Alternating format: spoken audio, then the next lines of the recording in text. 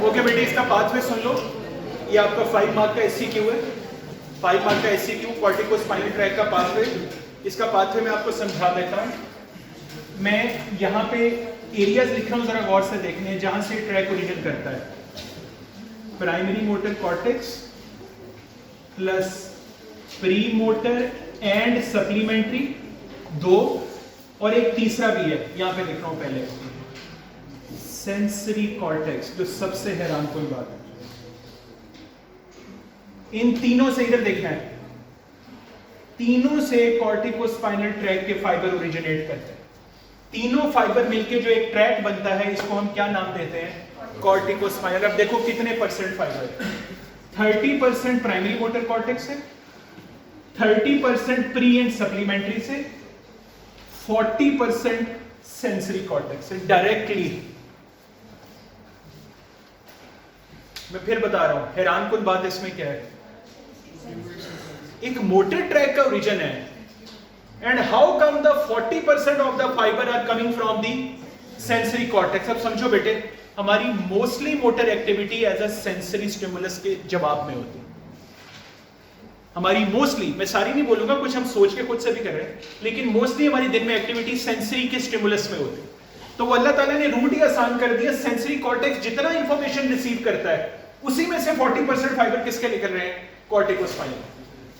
हाँ, लेकिन आप मुझसे कहो सर 40% तो वो निकाल रहे हैं, इनके पास तो कम है। नहीं, मिला के इनके पास कितनी है? 60%।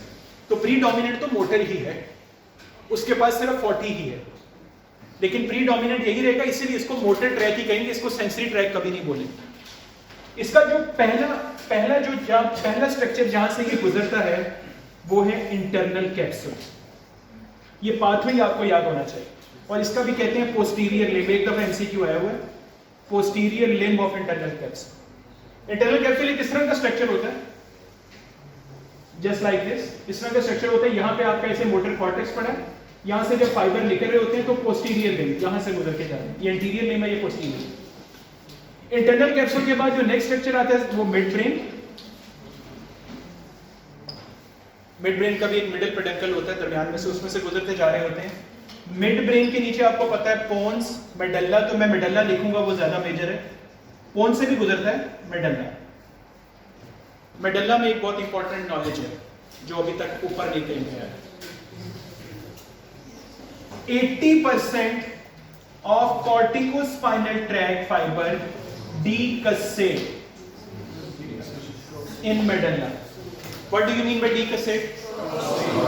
Change the side। सारे नहीं, कितने? 80%। जो 80% साइड चेंज कर जाते हैं, उस ट्रैक को हम इसके बाद मेडल्ला के बाद नाम देते हैं लेटरल कॉर्टिकोस्पाइनल ट्रैक।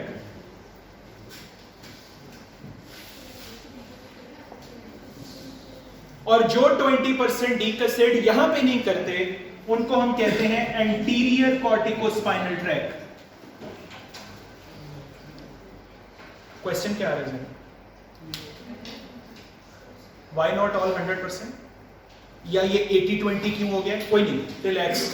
ये 20% भी जो इंटीरियर है, ये भी डीकसेट कर जाते हैं, but at the level of cervical and thoracic spinal cord. ये नीचे जाके डीकसेट कर, मेडल्ला पे डीकसेट नहीं कर। सो क्या ये मैं कह सकता हूं ultimately all the corticospinal tract decussate? Yes. 80% कहां पे कर गया? मेडल्ला के लेवल पे, 20% नीचे सर्वाइकल या थोरैसिक के लेवल पे डीकसेट कर। तो मैटर कौन करता है? 80%। मेजॉरिटी मैटर करता है लेटरल कॉर्टिकोस्पाइनल ट्रैक की ज्यादा इंपॉर्टेंस है बजाय इंटीरियर के। इंटीरियर भी उसको ज्वाइन कर लेगा बाद में, लेटरल की इंपॉर्टेंस ज्यादा है क्योंकि उसके पास 80% फाइबर। और उसके बाद मेडल्ला के बाद जब ये डीकसेट साइड में, साइड बदल रहा हूं ऐसे करके, हम ऐसे कर लेते हैं इसको ताकि हमें अच्छी समझ आ जाए। साइड चेंज करके ये स्पाइनल कॉर्ड में आके ये फाइबर फाइनली टर्मिनेट हो जाता है, खत्म। स्पाइनल कॉर्ड से आगे नहीं जाता ये ट्रैक।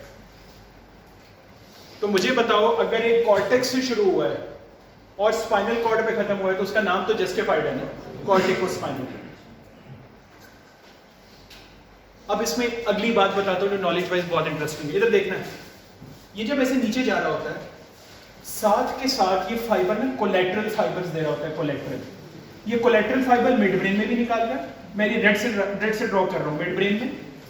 फिर ये कोलेटरल फाइबर कोन्स में दे रहा होता है, फिर ये कोलेटरल फाइबर मेडल्ला में दे रहा होता है, और मेडल्ला के साथ ही ये कोलेटरल फाइबर दे रहा होता है सेरिबेलम में भी। मुझे स्ट्रक्चर के नाम गिनवाओ जिसमें कोलेटरल फाइबर दे रहा है कॉर्टिकोस्पाइनल। मिड ब्रेन के अंदर, कोन्स के अंदर, मेडल्ला के अंदर, सेरिबेलम के अंदर। मिड ब्रेन के अंदर और पोन्स के अंदर कुछ न्यूक्लियाई हैं, उनके नाम में लिख रहा हूं ताकि आप एमसीक्यू में परेशान नहीं होते। ये कहां से आगे तो बता ही नहीं थे। Reticular nuclei, vestibular nuclei, red nucleus, ये तीन नाम याद रखना। कौन कौन से? Reticular nuclei, vestibular nuclei, red nuclei. ये मिड ब्रेन और पोन्स दोनों को मिला के ये न्यूक्लियस उस लेवल पे पड़े हुए। इनको भी कॉर्टिकोस्पाइनल ट्रैक्ट जाते जाते कोलेटरल दे रहा है। इसका मतलब समझ रहे हो आप फिजिकली इसका मतलब क्या है इस बात का, कि वो जो एक्टिविटी करने जा रहा है वो करने से पहले उसका मैसेज किस किस को दे रहा है? मिड ब्रेन को भी दे रहा है, पोन्स को भी दे रहा है, मेडल्ला को भी दे रहा है, सेरिबेलम को भी दे रहा है। मतलब पूरा ब्रेन ओरिएंट हो रहा है, नीचे काम होने, अभी काम नहीं हुआ, अभी स्पाइनल कॉर्ड तक जा रही है, पूरा ब्रेन ओरिएंट हो रहा है कि भैया ये काम होने लगा, रेडी हो जाओ, ये एक्टिविटी बॉडी में होने लगी है। तो अब सबका इन लाइन होना जरूरी है, सबका साथ होना जरूरी है, पूरा ब्रेन इसमें एक्टिवली इन्वॉल्व हो जाता है। जस्ट इमेजिन करो, ये जो मैंने रेड में मेंशन किया है, ये कोलेटरल ना जा रहे होते तो ठीक है, वो मोटर एक्टिविटी तो होती, लेकिन बाकी ब्रेन बिल्कुल ओरिएंट ना होता कि ये बॉडी में क्या एक्टिविटी चल रही। मुझे बताओ मोटर एक्टिविटी में सेरिबेलम का क्या काम बनता है? अगर आप वॉक करते हुए जा रहे हैं, मैं खड़ा होकर आपसे बात कर रहा हूं, बैलेंस बहुत इंपॉर्टेंट है, तो इसका मतलब है हर दफा कॉर्टिकोस्पाइनल ट्रैक्ट से मैसेज सेरिबेलम को जा रहा है, भैया बैलेंस भी रखना। वो बंदे की मोटर एक्टिविटी होने लगी है, तुमने साथ बैलेंस भी रखना। और इसी तरह इनका भी काम है, मैं बताऊंगा अभी अगला लेक्चर मेरा ब्रेन स्टेम न्यूक्लियाई पे, उसमें इसके बारे में बताऊंगा। ये ब्रेन स्टेम में शामिल है सारे, मिड ब्रेन, पोन्स, मेडल्ला आता है ना ब्रेन स्टेम में, ये उसमें शामिल है, इसके न्यूक्लियाई के बारे में बताऊंगा। लास्ट बात, can someone tell me the exact definition या very good conceptual definition of upper and lower motor neuron? Upper क्या होता है बेटे? सुन लो जी। जो ब्रेन के लेवल से निकलते हैं, ओके, स्पाइनल कॉर्ड के लेवल से निकलते हैं, ठीक है, ऑलमोस्ट ठीक है। इसको मैं थोड़ा सा प्रिसाइज कर देता हूं। अपर मोटर न्यूरॉन, सुन लो बेटे, बिल्कुल सिंपल इंग्लिश में बोल रहा हूं। अपर motor neuron is a neuron which originates from CNS, ends in CNS. Lower motor neuron is a neuron which originates from CNS but ends in the body. Repeat करूं? Upper motor neuron is a neuron which originates from the CNS, ends in CNS. CNS का मतलब दो चीजें बोलो, brain, spinal cord दोनों CNS हैं। तो upper motor neuron is a neuron originates from the CNS, ends in the CNS.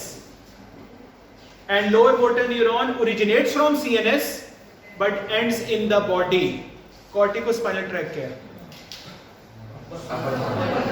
अब clear हो गया। कॉर्टेक्स भी CNS का पार्ट है, स्पाइनल कॉर्ड भी CNS का पार्ट है, तो डन हो गया कि ये तो पक्का कौन सा न्यूरॉन है? Upper motor neuron. हमने उस दिन पढ़े थे alpha and gamma motor neurons. कहां से ओरिजिनेट हो रहे थे? स्पाइनल कॉर्ड से। कहां एंड हो रहे थे? बॉडी में। कौन से बने? Lower motor. तो ये तो हमने दो पढ़ लिए हैं, तो मैंने बता दिए। मैं एक फूड फॉर थॉट्स छोड़ता जाता हूं आप लोगों के लिए। आपसे कल के लेक्चर में आती सबसे पहले सवाल करूंगा, क्रेनियल नर्व्स अपर मोटर हैं कि लोअर मोटर? Thank you.